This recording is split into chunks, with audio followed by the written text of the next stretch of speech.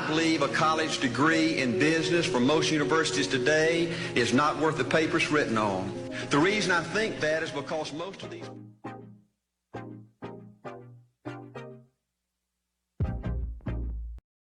And it's very important to understand that we function better if there is no safety net, because plan B becomes a safety net. It says that if I fail, then I fall and I get picked up and I have something else there that will protect me.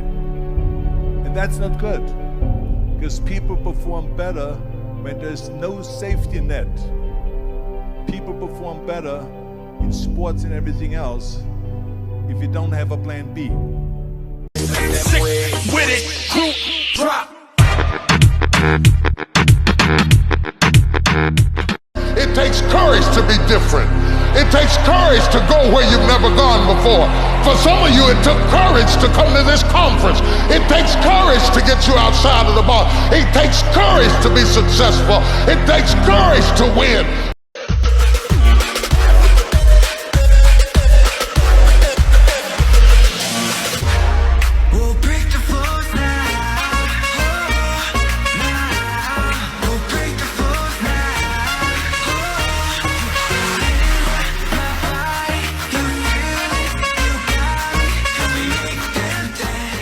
My life. I didn't settle for it. When I look back, I will know that I made no excuses. And because of that, I have no regrets. No excuses, no procrastination, no hesitation, no doubt.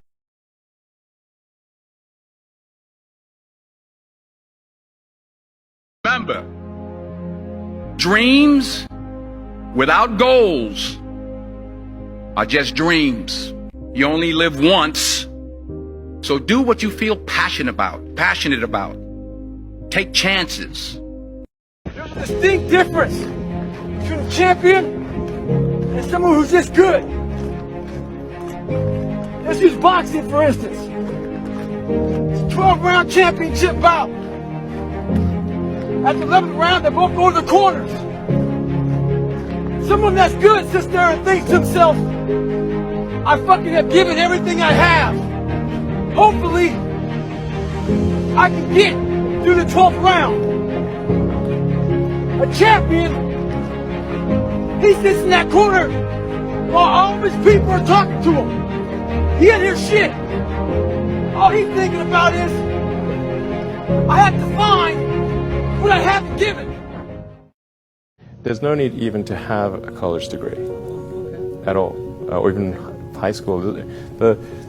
I mean, if somebody graduated from a great university, that may be an indication that they will be capable of great things, but it's not necessarily the case. You know, if you look at, say, people like Bill Gates or Larry Ellison, Steve Jobs, these guys didn't graduate from college. But if you had a chance to hire them, of course, that would be a good idea.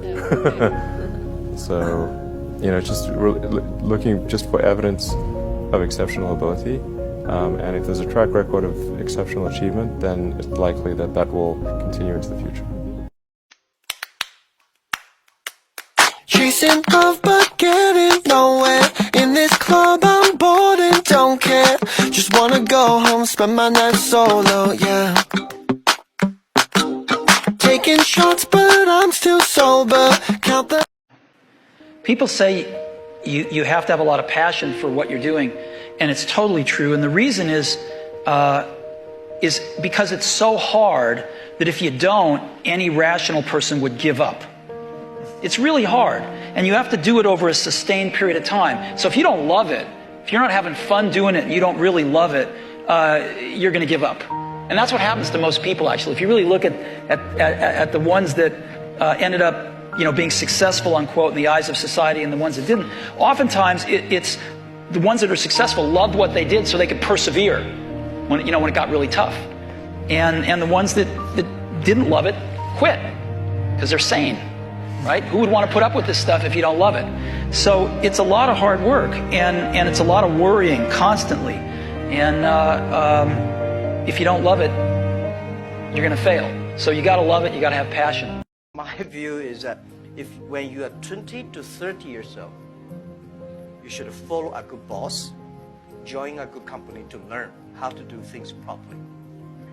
When you're 30 to 40 years old, if you want to do something yourself, just do it. You still can't afford to lose, to fail. But when you're 40 to 50 years old, my suggestion is that you should do things that you are good at, right? And not do things that, oh, that's very interesting, I want to try something new. It's a bit dangerous more. When you're 50 to 60 years old, spending time training and developing young people, the next generation. When you're over 60 years old, better stay with your grandchildren. I hear Jerusalem bells are ringing, roaming. I believe a college degree in business from most universities today is not worth the paper it's written on. The reason I think that is because most of these professors in most of these universities today hadn't got enough common sense to get in out of the rain. They don't have any idea what it takes to win out there in the real world. If you're born rich, if you're born on the right side of the track, they rule you the privileged class in America. If you're born poor from an average, ordinary background like I came from, they say you're supposed to give up all your big dreams and all your big ambitions and all your big hope. If you have a high IQ, they rule you brilliant. If you have an average IQ like me, they say you ought to drive a truck or be a janitor. Well, bull.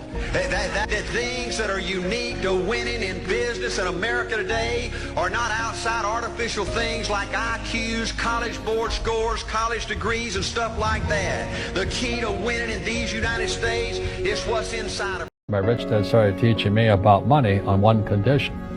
And that condition was he would never pay me. He says, the moment I pay you, you think like an employee. He says, that's the trap.